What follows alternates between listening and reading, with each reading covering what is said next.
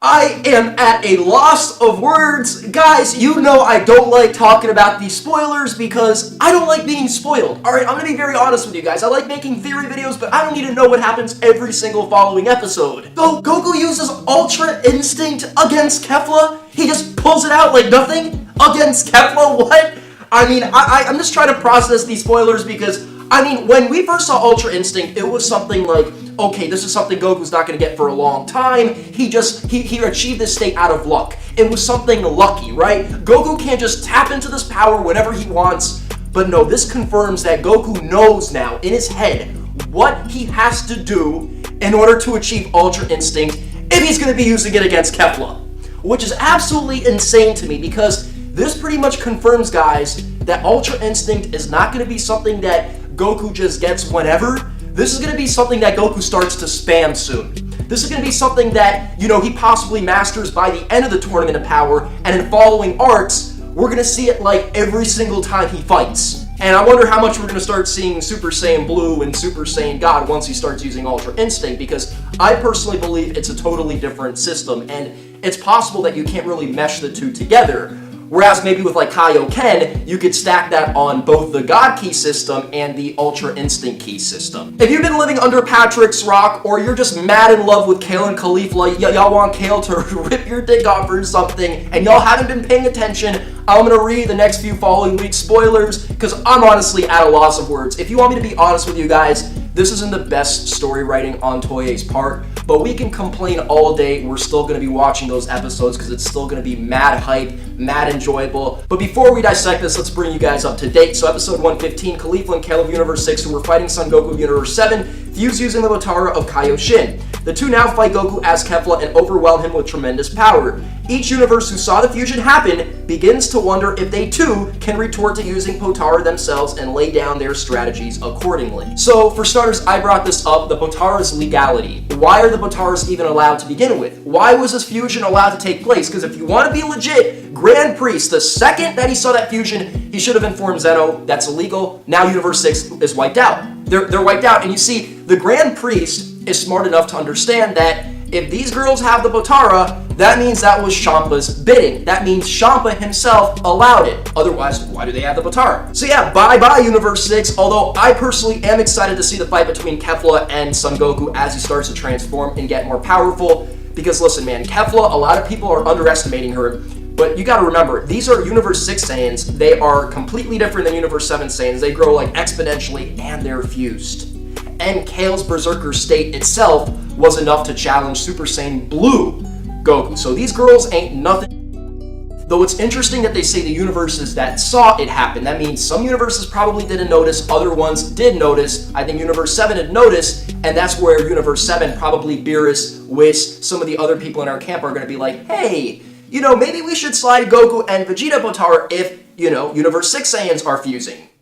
That makes sense, right? And of course, it wouldn't be the biggest deal because it's not like every single universe has characters that are going to be fusing together. So I think it really comes down to, will they let our Saiyans fuse? And honestly, I can't answer that question. I want to hear your guys' thoughts down below. Leave your predictions down below. Do you think we're going to see Vegito in the Tournament of Power? Now, this is where it starts to get a little hectic for me, man. Episode 116 summary. Due to his fight to the limit with Kefla, Goku uses Ultra Instinct, the state which even the gods cannot easily attain. In answer to that, Kefla powers up as well. What is Kefla going to use, possibly? Alright? Like, the fight went to the point to where Goku pulls out Ultra Instinct.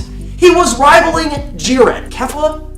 Why is she even still in this fight after Goku stacks Kaioken X20 on top of Super Saiyan Blue? Ultra Instinct, are we being serious right now? Like, here's my thing, man. I want to see Ultra Instinct again. I'm absolutely happy to see Goku pull this out. But why against Kefla?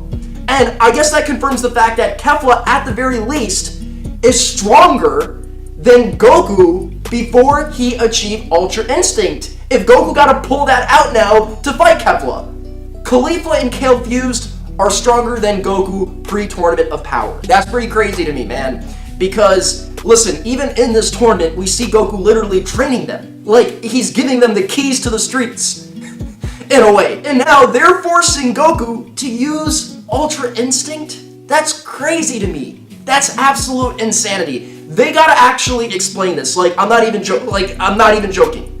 They have to explain this as, Ultra Instinct is some sort of system, and Goku's using, like, the weaker version, because if he's pulling out the same Ultra Instinct that he used on Jiren against Kefla, come on. But at the same time, what they could end up doing is they use Ultra Instinct Goku as a means to have him grow, so that when he fights Jiren for the second time, he uses the mastered version. And I just made a video about that, about how the heat that was spilling out as he was fighting, and you see the particles, that's Goku's limit. And this is something that Whis referred to, this is something that Jiren referred to, so it would make sense actually seeing some of the footage that we recently saw in Heroes, where he no longer has the heat when he was fighting Jiren. But it's just so crazy to me that it's going to be Kefla that's going to do all this to Goku. Kefla is going to have him on the edge to where forcing Ultra Instinct out of Goku? What? That's insane. Like, people were really underestimating Kefla. And here's my thing. From a reviewer's point of view, I've got to say, yeah, this writing is a little bit half-assed. It's just me being honest with you. But from a fan point of view, Ultra Instinct again, baby.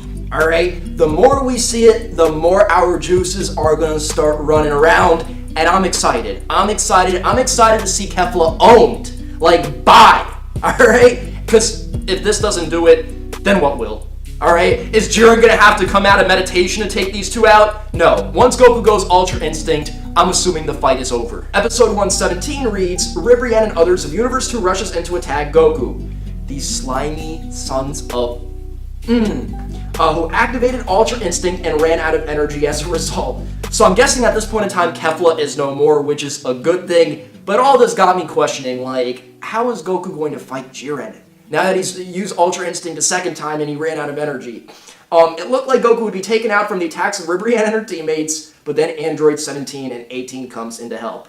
They better make this like Android 17 and 18's best moment, where they just, like, they take out all the trash. Just 5 minutes of straight obliterating Ribrianne's asshole. Because as much as I like the introduction of new characters, if they're using Ribrianne as the most hype of the batch that's attacking Goku, like, yeah, like, what is Ribrianne still doing here, honestly? Like, I'd much rather see the Universe 3 Power Ranger Rip-Offs going in than Ribrianne. Because we already saw Ribrianne. Like, she had her chance to shine, and she sucked. She got Vegeta like a couple times, but that was because Vegeta just couldn't take her seriously, so he just like kind of let her attack him. With all that being said, guys, let me hear your thoughts. Seeing Ultra Instinct Goku once again, Kefla, like, dang, she's strong. And we even have some titles for episode 118 and 119. Apparently by episode 119, there's going to be a new casualty in Universe 7, and you don't even want to have Double Four start making his predictions as to who's going out. I'm guessing you could use the sequence from